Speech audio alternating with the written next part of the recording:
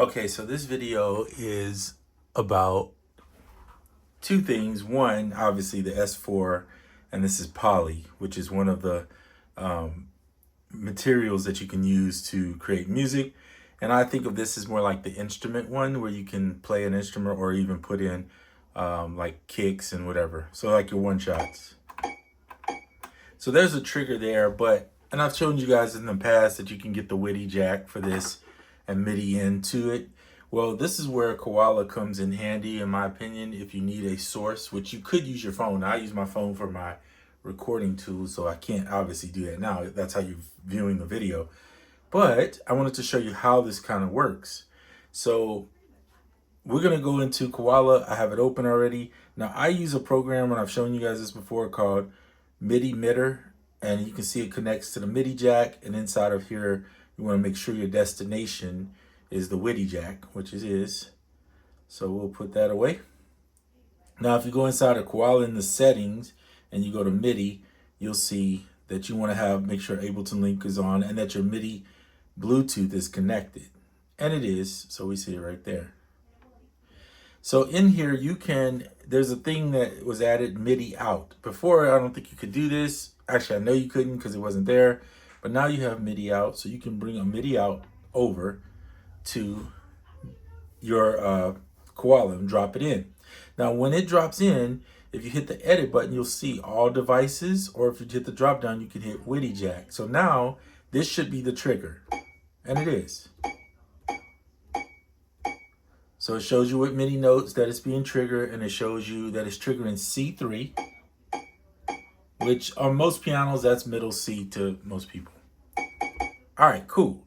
So where do you go from there? You go to your sequence, and you're gonna press this and then choose it. Now you have the grid option. This darker red is your actual is the actual original note. Everything else is either pitched below it or is pitched up.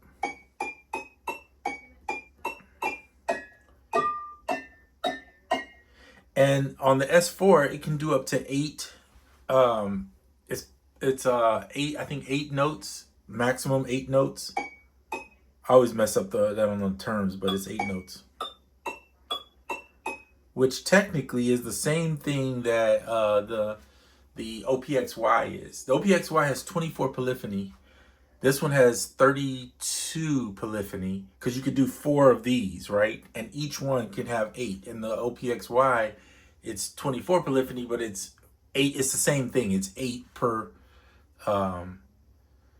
device. Now it starts breaking down when you get too far past that. So if you try to do 4 in there, you're gonna use all your polyphony, and that means your other tracks will start cutting notes off.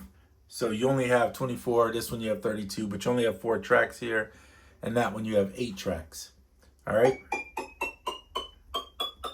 So you have that, or you can go to the keyboard. Now this is just like a little perk sound from a coffee cup hitting, but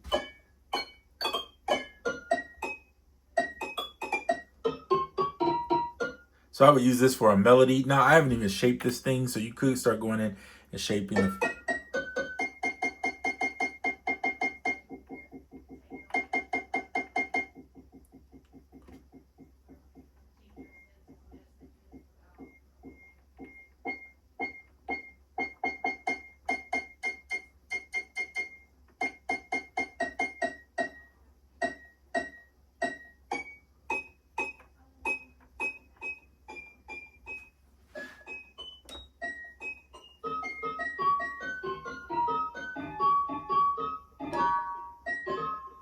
So anyway, this is just to show you that this works really good, and I think it's a great option I don't have any instruments in here to play. These are all mostly perks right now, but it's really cool that you can use something like this to develop and create patterns. So you could, let's say you have this one, let's make this first one a 1-bar sequence, and we'll slow it down. I don't want it that fast. We'll do like 69, that's cool. Hit this button. Now you can't hear this.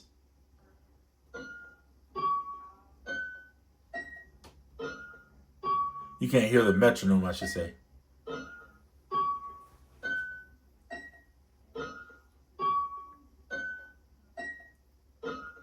This is a terrible playing, but whatever. It's just the idea is to give you the point that you can do it. So you can use something as simple as this. Of course, there's other options out there. If you're a person with the Dirty Wave M8, which is a cool device or tracker type device that has the ability to send MIDI in and out, you could use that. Anything that has the Bluetooth MIDI, especially in this particular set, or if not, you want to plug it in and you have a sequencer that you want to plug in, you can do that too, and sequence basically the track inside of here. So, or not inside of it, USB sequencing it over here. It's just playing from here.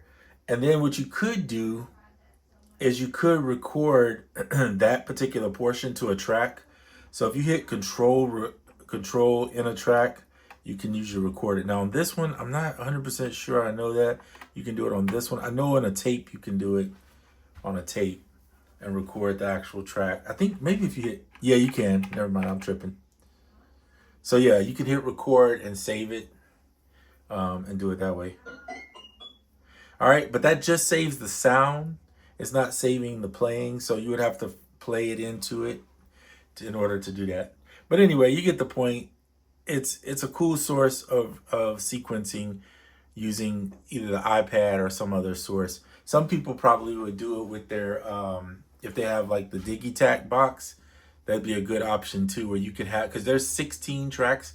I think in the Digitac 2, I want to say the first one only had 8. But if you had 16, my goodness, you could, even 8, you could do 4 tracks dedicated to this and then have 4 tracks on there dedicated to your drums. So that's a good option too, if you have it. All right, that is it for this video. Just wanted to show you. Now this can be done in other things. It doesn't have to be the S4. I'm using the S4.